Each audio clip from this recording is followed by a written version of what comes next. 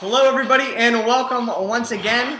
We are coming to you live from the Zaleski Garage once again, bringing you the Week 9 National Fixed League Recap. I'm your host, Eric Zaleski, once again, here with Austin Revito. We are brought to you today by Gatorade, the official thirst-quenching beverage of the National Fixed League. Gatorade is it in you. And Ritz Bits. Okay, that landed on my lap, so, you have to do that. It was a good try. I'm trying for a bang, you know? It's been a great run so far of these podcasts. I'm back. Nice to have you back. Nice to have you enthusiastic, whether you're winning or you're losing. We like to see you upbeat. We like to see you getting into it a little bit. I think what actually happened was when we were doing them before, there was a couple that I was out of, just not feeling good. We would take the pre, and then we go do that half-hour workout, and I hadn't eaten anything, and I'd feel like crap. Or the one time I was filled with crap. Yeah. So it's been there was both ends of the spectrum. Now we're back. It's a Gatorade. We're good. Well, yeah, of course. It is nice to have you back. It's nice to have you, alert here. And we are doing this at a different time. Once again, for the second week in a row, we're coming to you during the Monday Night Football game. Currently, the game going on right now is Indianapolis Colts and the New York Football Giants. The latest we saw, a couple minutes left in the first half, and it was a 13-3 lead for the Indianapolis Colts. So we decided to come down and film during halftime. The reason we have opted to do these podcasts during the Monday Night Football game is due to some scheduling restrictions, and it allows us to bring in a couple different guests. Yeah. So without further ado, at this time, we would now like to welcome in the owner of Down with the cause. He's not one. Mr. Chad Zaleski. Chad, welcome in, brother. Thanks, guys. Thanks for having me. There he is. It's a pleasure being on. I really enjoy these podcasts as far. Well, we definitely appreciate the kind words, and it's nice to have you. I mentioned the owner of Down with the Cause. I think it's safe to say that he is the sole owner of this team. Yeah. According to Chad, and you were talking to us a little bit before we started this podcast, Ben has really been nowhere to be seen. No, he hasn't. And we talked about early on in the draft. He was showing a lot of enthusiasm pre-draft. He was. He was charting our picks. He was watching videos, trying to do the best he can from a strategic standpoint. But I did send him the email, the link for the second owner, so you can join the league, take a look at the lineup and things like that. But never really seemed to work out. It just seemed like Ben kind of lost interest after the draft, and things really did not end up working out. But hopefully, he can be a successful investor. Yeah, I mean, it's actually looking like a pretty good steal for him right now. He threw in his $50 to start the season, and here he is climbing the charts in the standings, kind of sitting back and potentially collecting, which is comical on Ben's part. And we got the update there. Another field goal by the Colts puts them up 16-3. This field goal was of the 48-yard variety, so 4 points. Vinny Curry's got me 12 points at the half. And there, of course. So some live updates coming there. So before we get into the recaps for week number 9, we mention your team name every week on the podcasts, and I'm sure, I know I was wondering, Austin was wondering, and I'm sure a lot of you guys out there are kind of wondering where this team name stemmed from. As Austin and I mentioned in the past, we kind of had an inkling that it was maybe fix related towards the NFL. We were corrected tonight and told that was actually not the case. So we actually have the clip here, and you heard it when we introduced him. This is Rob Parker. He was on First Take, and I'll let you do a little bit more explaining. Yeah, he's on First Take here talking about RG3. Yeah, this was filmed a few years ago. I believe it was back in 2012. I don't think it was RG3's rookie season. I think it was his second season. I might be wrong on that, but so basically what the topic at hand was on First Take, as many of you probably know if you do watch a show, they do talk a lot about different controversial topics, not necessarily directly related to sports. But the topic at hand in this segment was what it's like to being in the shoes of an African American quarterback. And Rob Parker, one of the analysts, his question of getting to know more about RG3 was whether or not he was a brother or if he was a cornball brother. And basically, there was a lot of questions surrounding that. No one really knew what exactly he was trying to get at, but we do have a live clip.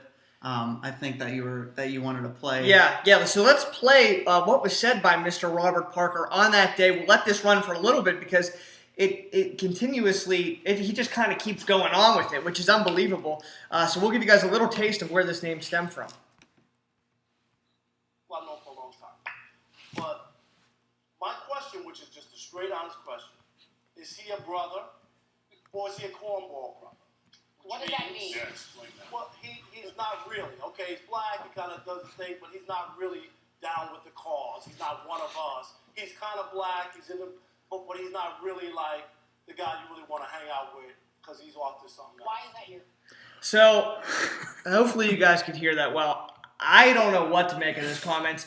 You said he was immediately axed after the segment Yeah. was concluded. Yeah, no longer employed by ESPN. I believe now he's doing some sort of local sports analysis for Chicago, I believe, maybe New York. I don't know, one of the bigger cities. But I don't think Stephen A. Smith really helped him out too well either after those comments, because I think Stephen A. Smith said something along the lines of I'm uncomfortable with where we just went. So I think that pretty much Yeah, that sealed the deal. Yeah, right there. yeah, sealed his fate, so to speak. So glad that we have that little tidbit of information. We know where Down With The Cause came from. That's absolutely hysterical. Yeah, when Stephen A. Smith is uncomfortable with somebody talking about black people, that's when you know you've gone too far. It's kind of crossed the line. like when Al Qaeda says we don't want to be a part of ISIS. Like that's Stephen A. Smith saying, Yeah. Stephen A. Smith drops N-bombs on pseudo live television, But and apparently his job security's right. still there. But if you say cornball brother or brother, whatever, that's apparently Which as I well. don't even know what that means. No. I Do you think- understand what he was? Yeah, I think what he meant was like, okay, see, there's like black, like gangster black, like Snoop Dogg, Sure. which is a little bit of foreshadowing of what we are going to talk about later. And then there's like a cornball black, which is like a black person who wants to, show that they're successful or not gangsterish. So maybe that's a cornball. Yeah, that kind of. But he I mean, says that makes sense in the context. right, but of he how says said down it. with the cause, and like we had mentioned a little earlier, like the civil rights movement's over. Like we're past that. It's 2014. Like I don't know. Yeah, I think Rob Parker's making comparisons too to later on in that segment to like Tiger Woods, and he was talking about Barack Obama. Yeah. So Yeah, how I guess Tiger Woods doesn't like being called black. Like Yeah. I don't think he gives a shit. He's worth $500 million. He could call him whatever you wanted, and I don't think he cares that much. Well, I mean, that show never seems to fail as it comes to sound bites. Right. Always something coming. I mean, like, I feel like weekly, you scroll up and down Twitter, Stephen A. Smith said something today, or Skip Bayless, has talked about how Kobe Bryant's raping has helped his shoe sales, which is another thing that's been said on there. So, I mean, just never ceases to No. amaze that show. But that is classic. Let's get in now to the Week 9 matchups. Let's start with the only matchup that technically is still undecided. Austin, that was your matchup. Tyler Toffoli versus Robert Giacchino. Ladies and Edelman. The current score in this game, and as I just mentioned, the only one really still in progress, Ladies and Edelman is leading 68.1 to 62.7 here at the halftime of the Monday Night Football game. Both teams still have two players in progress here. So as we click into this, we'll check out. Although I'm sure. Why don't you start elaborating on this, because I know you're aware right. of So what's tonight going there's currently a 6.4 point difference. No, that's awful math. 5.4 point difference, and currently I have the likes of Odell Beckham Jr. and Dwayne Allen. I've been calling him Dennis Allen all day. I think that was a head coach at one point in the NFL. It was the old Raiders coach, right? So He was bad. It is Dwayne. Okay, it's Dwayne, and Mr. Chiquino has he has the Colts defense and the very dull T. Rich. So T. Rich. The quick update, the Colts defense has only given up 3 points at half, so that's kind of holding them in there. I was hoping for something better out of Eli Manning, but that's That's what you that's get like for hoping something better out of Eli Manning. right. It's like trying to get oil out of a water spout. There you it's go. Pretty impossible. So one thing that jumps out at me as I look over this matchup here is the very relevant bye week issues for Ladies and Edelman, who had Matt Forte, Julio Jones, and Matthew Stafford all on bye this week. Also you, on the other hand, did have Aaron Rodgers and Kendall Wright. Don't know if you would have started Mr. Wright, but Rodgers on a bye. And you're starting Hoyer, who actually with 15.9 didn't do that bad, but No. nonetheless. And this was a big bye week. I'm sure a lot of teams ran into issues. This has to be one of the biggest bye weeks of the year as far as fantasy.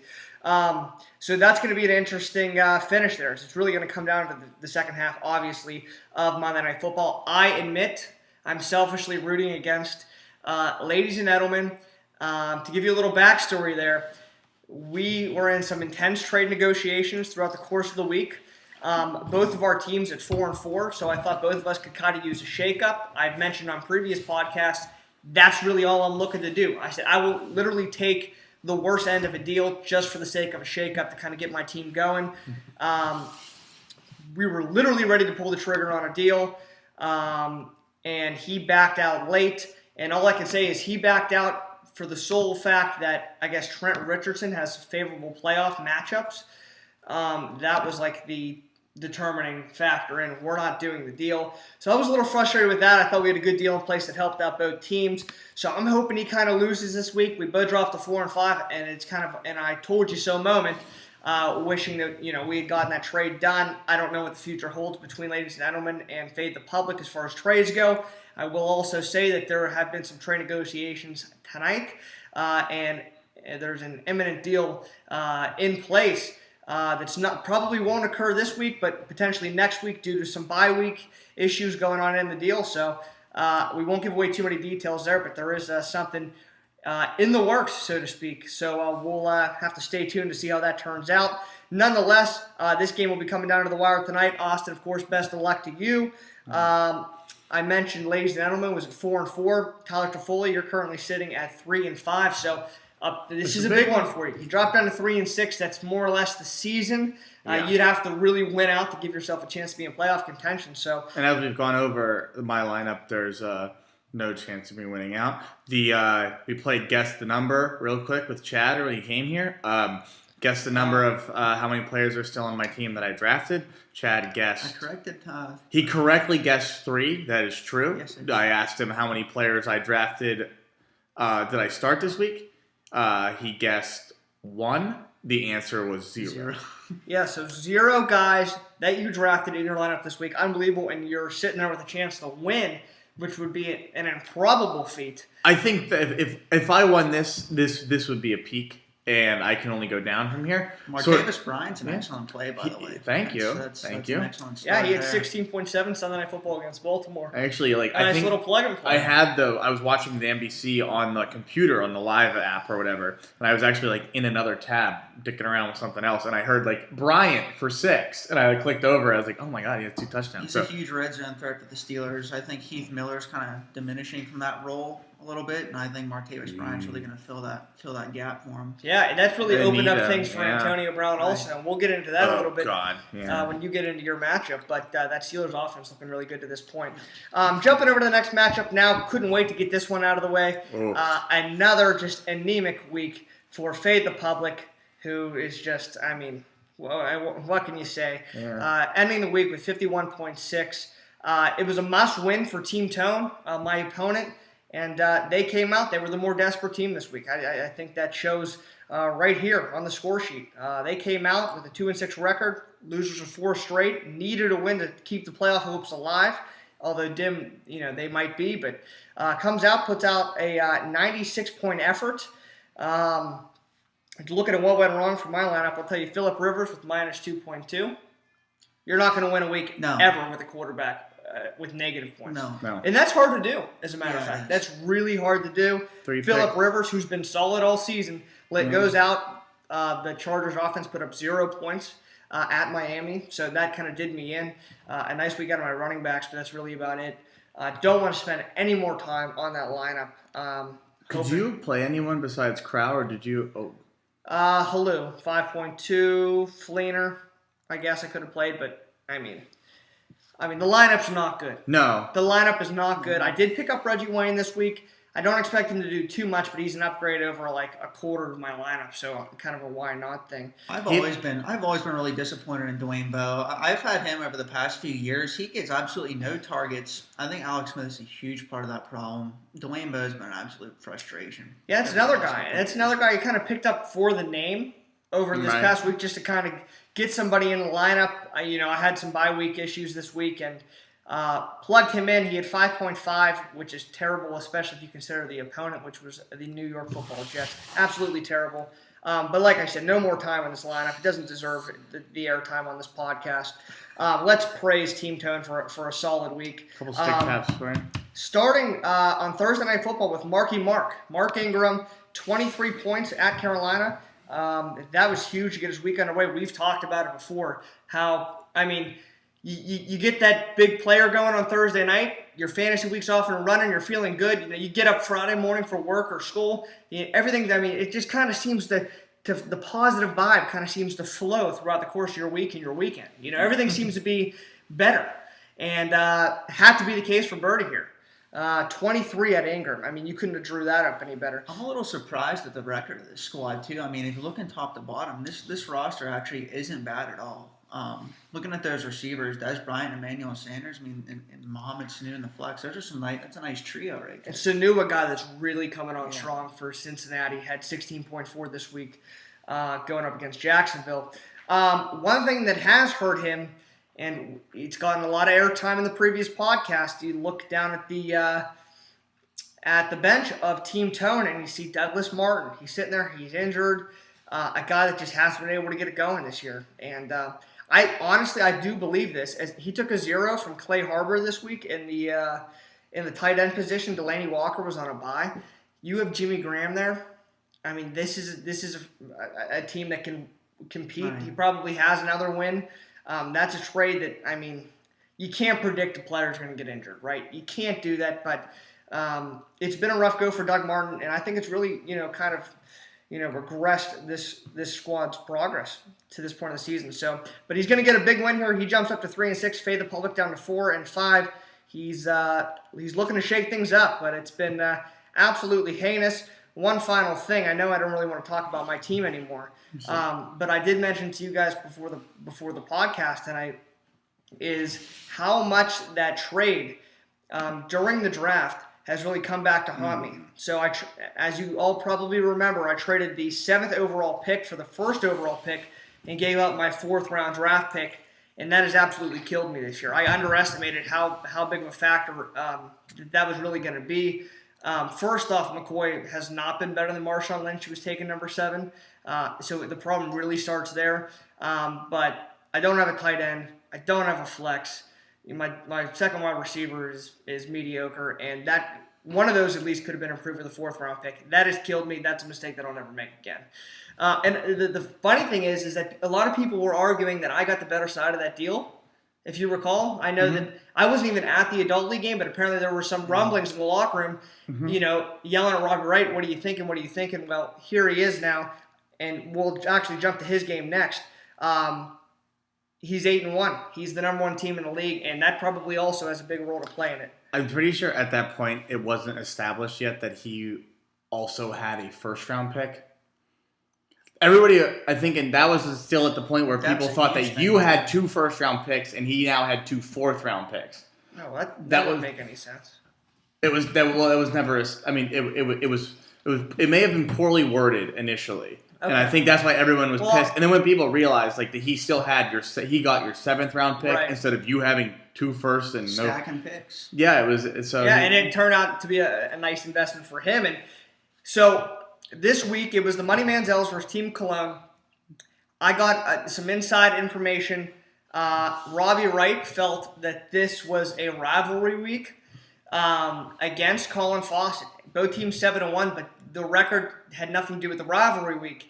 And let's get into this talk a little bit. We'll kind of feel chatting and you guys along the way. Robbie Wright, over the past few weeks, really since we went to Vegas, has turned into a blackjack degenerate, for lack of a better word. I don't- That there actually is- might be the exact There's word. the only word. Every time we would lose a bet or maybe lose at craps in Vegas, Robbie would run over to the blackjack table, put $100 down on a hand, bang it out, and leave, and that solved all the issues on the spot. And he hasn't had a lot of times where he would go over and lose the first hand. Like he'll go over, win the first couple hands, and he's out. Yeah. The only time he did not successfully, go in there and walk away up was the 2 times that Colin Fawcett, a.k.a. Boston, the nickname that was developed in Vegas, as some black guy mistakenly called Fawcett Boston. So we're kind of hoping that sticks. The 2 times he lost, Fawcett was standing around the table. So this has not left his head. The degenerate's head, he's spinning out of control. And to continue with Robbie Wright, was back at Rivers, I think, this morning, was there on Saturday. This morning. And That's also, sad. and that was winning at Rivers, I think this morning, or I think he told me it was last night. He also texted me. You were with me today, Austin. This is true. He got a coupon online for $10 in free casino play, which of course he just couldn't pass up. He couldn't resist it. He goes on and he tells me, long story short, they're emailing me, or not emailing, they're mailing him a $110 check because he happened to find the blackjack tables on this online site. So the good luck keeps on rolling for Robbie Wright, but, and we've talked about it before, it's only a matter of time before I get the call, hey Eric, I'm bankrupt, I have no money, can you come pick me up at Rivers, I have no gas. This is only a matter of time, right? Right, this is the downward spiral of an addict. Tell me We to get are- on the tee. I mean, Tell him to get on the this blue might line. be darker. He might be in a darker place than the time that he called me asking if he could take a nap in my basement To which because he was sleeping in the Starbucks parking lot. It's going to be a similar situation, except that he's not going to have any money. well, he purchased a $4,000 bed, which he had to send That- back. Another under the radar thing, a $4,000 Tempur-Pedic bed that he apparently purchased this week, and his mother snapped. Sorry, quick update here. Andrew Luck for 35 yards to D. Allen. That's what you Dwayne. need right there. That's what we needed. 3.5 Where's the points. number? Where's the number? What's the number look like? This is a live update. So there you go. Now you're within All right. 2.1 points. Need a touchdown out of the G-men. Oh, watch. They get down there. We have the pump up the Cute. volume owner kind of scurrying around in the background right now, going through his car, and he looks a little skittish. Yes, he's looking for something, it appears. He already came out and got an iPad. Quite aggressively, Mini. yes. Yeah, he holds something up, a charger. It appears. No, that's a capo for his guitar. He's just looking for some airtime, I think. Billy, say hi. How you guys doing? Not bad. Good. It's got a little bit of a limp. So back to the matchup here. We got to move through these. And here we go again. 23 minutes. We've only gone through 2 matchups. Money Manziel's a huge win. This was probably titled the game of the week prior to the week's start. I'm really glad these two teams played each other as well. Sitting in that 3rd place spot, it seems like neither of these teams were going to lose. Yeah. Like I have them on a pretty nice winning streak right now as well, but I can never seem to get over that hump and get in one of those top 2 spots because, as we know, coming down the stretch, if you get one of those top 2 spots, you get a bye week yeah. and into the Oh, playoffs. that's So. true. Right. So yeah, this was big for you just to witness from a Right. distance.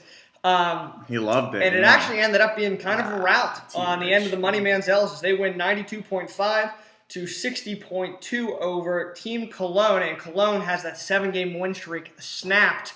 It was a great run for Cologne. One of these two teams, unfortunately, had to go down, although for you it was fortunately. Looking at what went right for the Money Manziels outside of his recent blackjack winning streak, Marshawn Lynch, just talked about him, 26.3. Man, would I just love that out of LaShawn McCoy 1 week. A couple of touchdowns for Beast Mode. Also, Jimmy Graham, 14.3.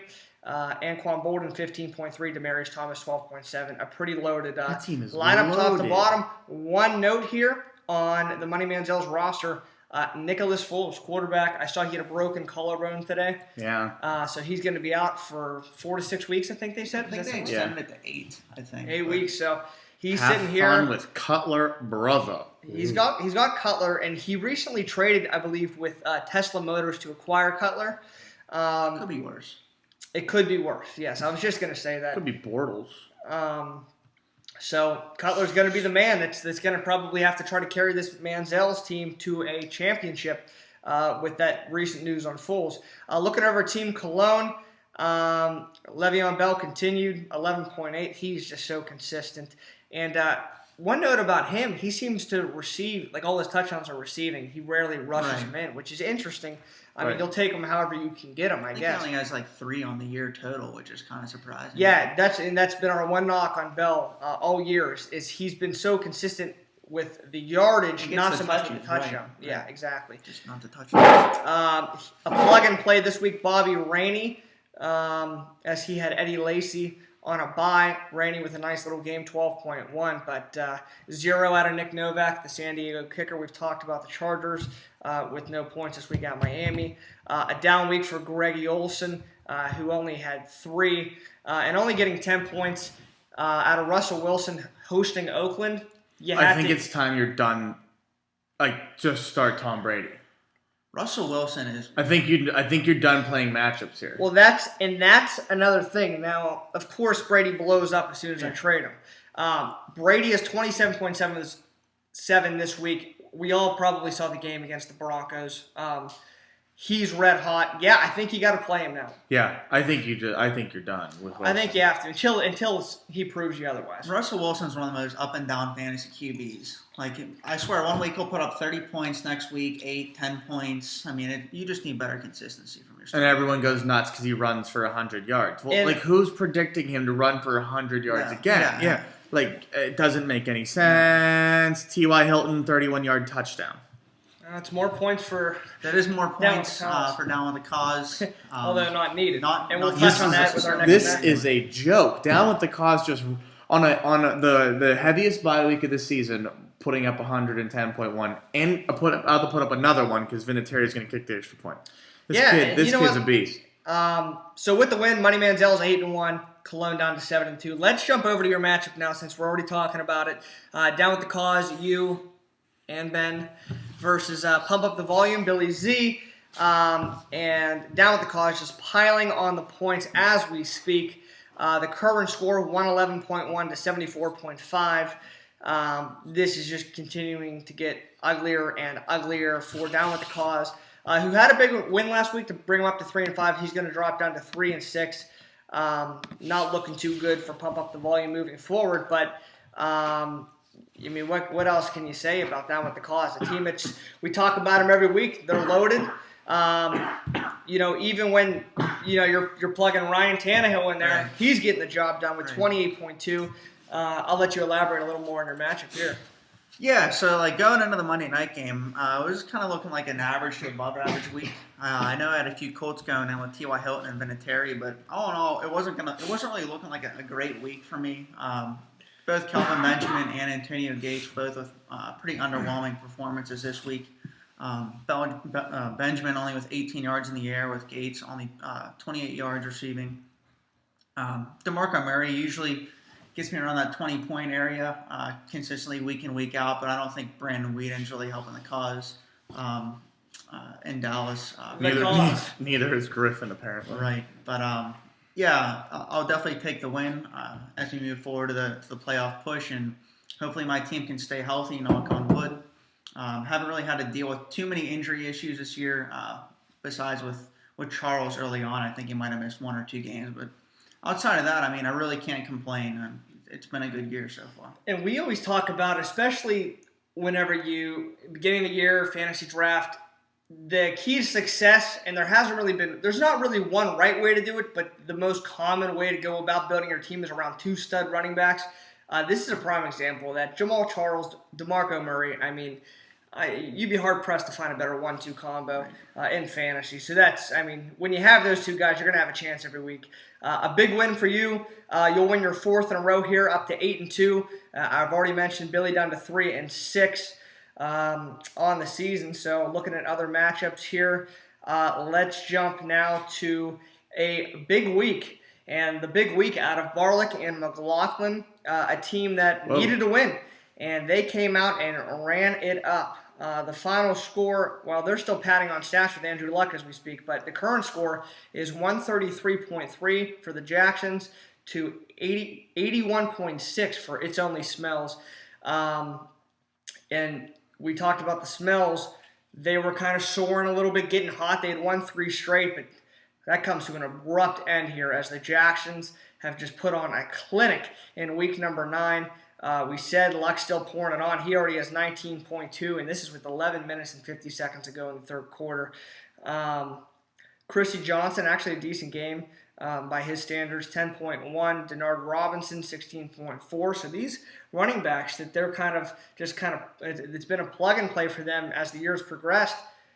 It's worked out for them now for the last couple of weeks as they'll win their second game in a row here. DeAndre Hopkins, a guy that's shown to have a lot of upside, starting to kind of pull through, 17.5. And what else can you say about this guy, Rob Gronkowski?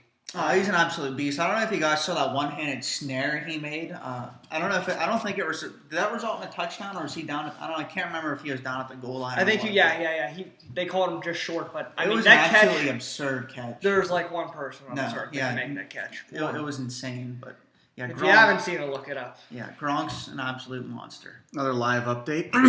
Odell Beckham Jr. for 59 yards from Eli Manning. That could be the week for me. And there you go. That's If big news. they get in there, that'd be big. So you have now taken the lead over, ladies and gentlemen, 72.1 to 68.2. Problem is, the rest of this game, Indy's going to be running the ball, and Eli is going to be throwing interceptions. Yeah. So I need a touchdown here so that the defense loses points. Yeah, that would be big. You definitely need points to go against the NDD. Oh, look at that! Well, should have made that trade, ladies and gentlemen. Should have made that trade. He's so salty about this trade.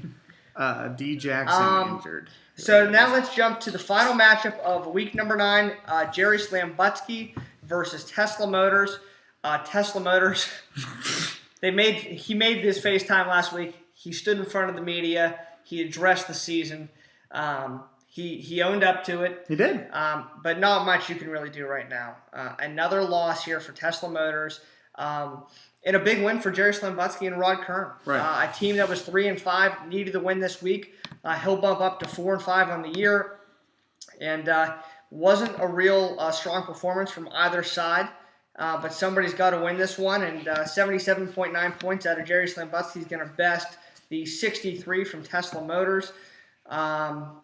Peyton Manning, the QB4, the Slambutskis with 21.8. And Andre Ellington, who's actually he's been strong. We haven't talked a lot about Ellington in the past. He's a guy that I really like him. And let's get into this right now, real quick.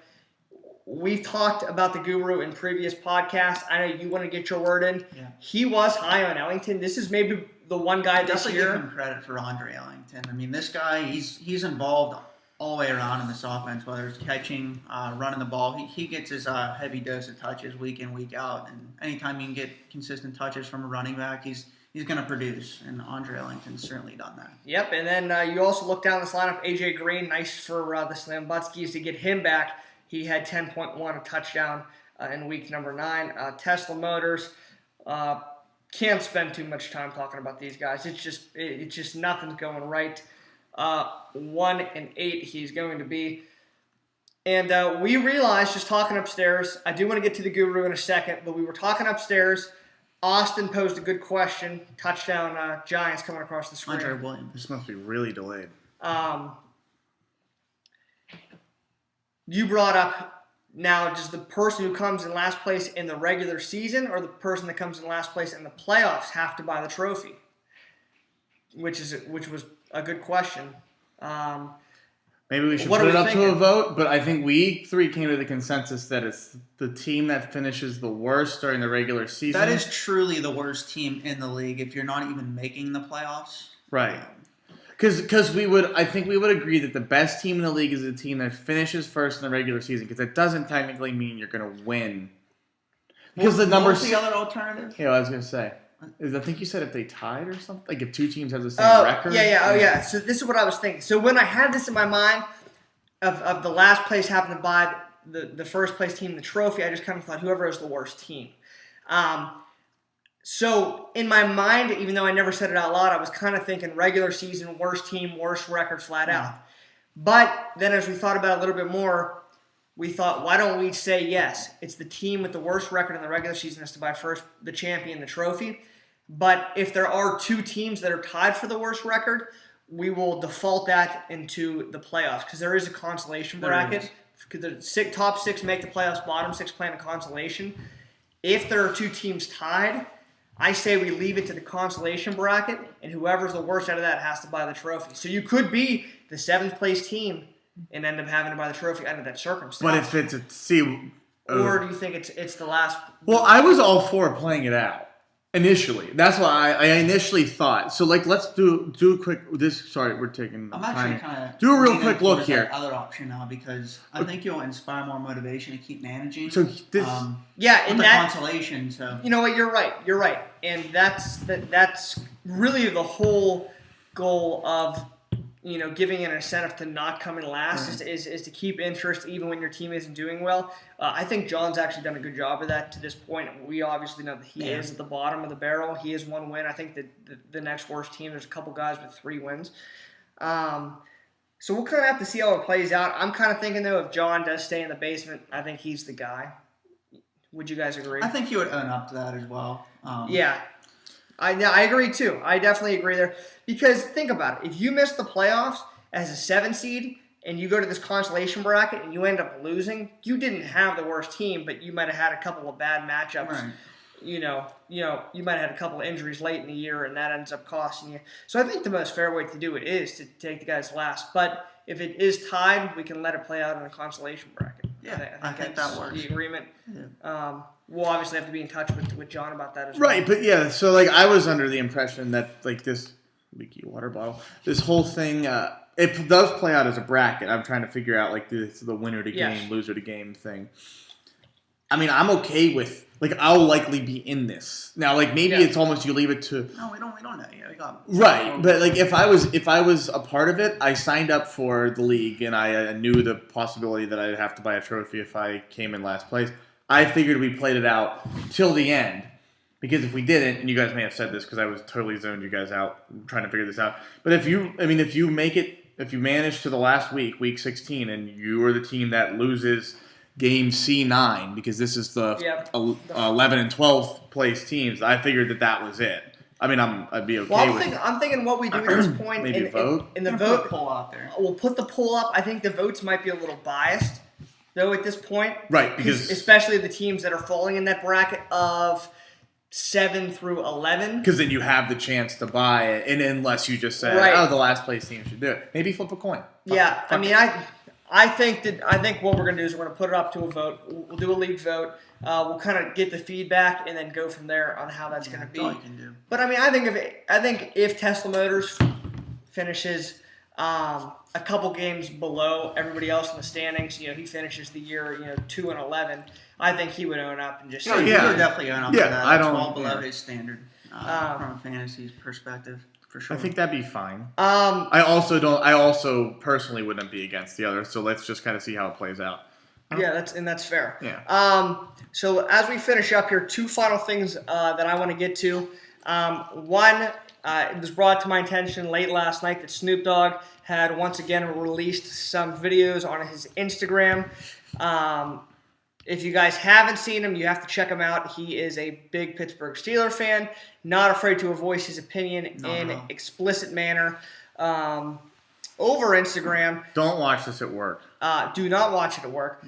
We do have one clip we'll play for you right now, just to give you an idea of what we're working with here. He's referring to Percy, who we believe is his bookie, or at least a guy that said, I think the Ravens will beat the Steelers. I'll bet you X amount of money. I think that's an accurate assumption. So let's give this a little play.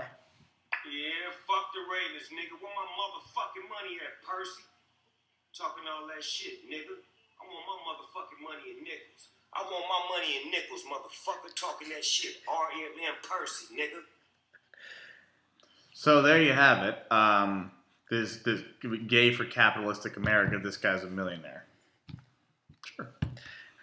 There's that. I mean, I figured that needed to be included in the news notes of this football week. Resisting the temptation to just go absolutely fucking bananas. Snoop's a hardcore Steeler fan. He's always been. If any of you haven't known that, known that already, but Well, I actually did. I kind of gave you. I did want to Yeah. turn it over to you. If you were going to go into rant, we're going to let you do it. I think it's probably best, especially with this being put up on YouTube, that you Right. do your best to hold that in. No, yeah, I mean, it's just like there's a way to be a fan. Like, I don't know. I just don't. I don't know what Rob Parker said earlier versus so like he's dumbing his race down. Like that's not racist. This is being an idiot. Miley Cyrus and dumbs down the whites, but don't. These people are just so fucking stupid. Like there's you can't fix stupid. Like you literally can't. Like some people just come out of the factory fucked up, and like Rob Parker's an imbecile, and. I mean, I don't know. The Snoop Dogg wants Peyton Nichols. Who wants Peyton Nichols? Like that's actually stupid. But here we're gonna pull up the have to Snoop pull up- against Todd Haley This or was whatever. the one earlier in the season. This is a classic as well. Man, the Pittsburgh Steelers need a new fucking offensive coordinator. This guy sucks. Coach Tomlin, this is Snoop Dogg, man. Fire that motherfucker and get us a real offensive coordinator. We ain't won a playoff game since we had this motherfucker, man. Shit. Wise words from a wise. Those man. are classics. So let's transition that now into the fantasy football stick'em. We always like to let the guest shoot. So why don't we jump into this? We've learned now that we should give them a practice shot before. Try not to aim at like the middle of the board. Yeah, I'll try not to do that. Because we've done a lot of these players already from the same team. So. I don't like the way that he's looking at my column. He's aiming heavily at that left edge. That's dull. Redo that one? Yeah, redo that. We'll let you redo. Is it landed on the St. Louis Rams day? It fell off, so we're good. Aiming at that first column. Okay, and this is perfect actually. So the dart landed on Carlos Hyde, which was my 9th round pick. Oh God. And before we jump into that, I want to address you. When's the last time you've got a normal checkup from a doctor? Because you seem to be having all kind of issues. I mean, you're having a panic attack or whatever that was earlier. Maybe 10 minutes into the broadcast. Sounds like you've had bronchitis or something. There's I've always not he's had leaving bronchitis. podcasts. Due for for a a little bit. physical. This went down the wrong pipe. There's always something going down the wrong pipe. There's these abrupt noises. He claims he's clearing his throat. I'm going to do for a physical. It was true. Yeah, I mean, We got Vicelli's like an hour ago. The buffalo chicken thing. That's all. Okay. Carlos Hyde. And let's get into this now. That was a pick that I went strictly off the Guru for. Yeah, so I did want to get into the Guru a little bit. I think we can all agree that he's been a little bit disappointing this year. And I've actually been having some discussions with my dad, who's a subscriber, and he's actually been really disappointed in the output that the Guru has provided thus far. Especially when it comes to certain top round draft picks and players to avoid. I know the Guru was really emphasizing avoiding Arian Foster this year, and obviously we know Arian Foster has been probably a top 3, top 4 running back this far in fantasy. Yeah. Michael Floyd, another example. Brandon Cooks. I mean, the list goes on and on. Just some really disappointing results this far from the Guru. I know there has been discussions, like I said, between me and my dad about maybe canceling that subscription in the future. Nice. So I drafted Carlos Hyde based off of the Guru's kind of projections. I think the way he viewed it this year was Frank Gore. He's getting up there in age. Here's a young stud, kind of an up-and-coming running back right behind him, kind of waiting in the shadows. And he's got some upside, so, grab him. Your hope is that Frank Gore gets hurt and you're good to go. We've all understood the kind of the concept of a handcuff or grabbing somebody else's handcuff, so to speak. So that was kind of my draft, approach to this number 9 pick. Really hasn't done much this year. He did get in the end zone 2 times in the first 3 weeks, but of course I wasn't starting him. And since then, he's really been a stiff. Notably, over the last couple of weeks, in the last 2 weeks, he's had combined 5 carries for 32 yards, no touchdowns. So touches just aren't there for him. Frank Gore Frank just keeps on going. Franklin. Yeah, Frank Gore just doesn't seem to be slowing down. Seems to be just carrying the load for the most part in that San Fran offense. But I think Carlos Hyde's day is to come. There will be that day for him where we'll definitely see the bulk of the carries once Frank Gore starts to really slow down. Doesn't seem to be the case so far. I tend to agree, and ironically enough, Frank Gore happened to be the fourth round pick that I gave up that Robbie Ray took. So it all kind of comes back full circle in the end, doesn't it? It does. Circle of life. So we are on the other side of the screen right now. We have Vito watching closely the Monday Night Football game, and we'll be kind of monitoring his matchup as this kind of finishes up here. But other than that, anybody have any final thoughts to add? I think we did want to talk about the Ben Tate situation with the Cleveland Oh, offensive line. geez. Quote of the week. yes, Yeah. Yeah. Yeah, so there was like a recent press conference. Like, as we know, Ben Tate's been horrendous this year. He's has not lived up to par based on what he's done in Houston in years past, spelling Arian Foster. But one of the media members asked him this week in the locker room is, why aren't you performing to the level that you've been expected to in the preseason? We thought you'd be a much better player coming in. And they basically asked him, why aren't you running the ball like you did in Houston? And his response was, where do you want me to run it? So, I mean, he was pretty much taking a direct shot at his offensive line. He then proceeded to turn around and Yeah. not block for him very well this week. Yeah, you really don't want to mess with a unit like the offensive line. Those guys are pretty much like a brotherhood, and they all stand together. And if you're taking shots at them, I mean, it's really not going to bode well for you, especially as a running back or a QB. All you want to be doing is giving praise to the offensive line. You never want to be trying to tear them down anyway. It's not going to end up well for you. Yeah. I agree. So yeah, we'll leave it there with a nice little quote there from Benjamin Tate. So Chad, thanks for joining us pleasure today, to be buddy. here. It was nice to have you. Nice to have an upper echelon owner like yourself join us. I appreciate And it. there goes Grandpa Wayne for 6 from Lot. Reggie Wayne touchdown. Yeah, that had to be almost 50 yards, I think. 40 You yards. pretty much secured victory now. I think so. So, Well, also I would like to say I think I went like 1-10 in my picks Your and picks. pick'em video. So unfortunately, you guys didn't bet on my advice. I was hoping. Trying to Next week, everyone if we faded opt to there. do it next week, and I do want to hear from some of you guys if you liked it, if you didn't like it, because we will do it again. If, as I said, if there's a demand for it.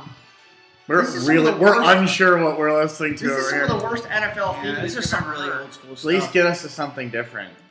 We'll default to our classic here. There. Yep. But yeah, I mean, I'm sure if we do it again, it wouldn't be a bad idea to try to. You can't help yourself. And there's a buffalo chicken. It wouldn't be the worst idea to try to fade us. I think Yeah. you might actually be profitable doing that. So with that, we're going to wrap it up here. We thank you for joining us here for the Week 9 recap video. We will be back with, of course, week number 10 and some new special guests. Once again, we'd like to thank the owner Down with the Cause for joining us, Austin Revito, Eric Selesky. Thanks, Gatorade. Congratulations to the winners. Yeah, once again, Gatorade, is it in ya? But enjoy the rest of the night and enjoy the week, everybody. Thank you once again for joining us. Go Pens.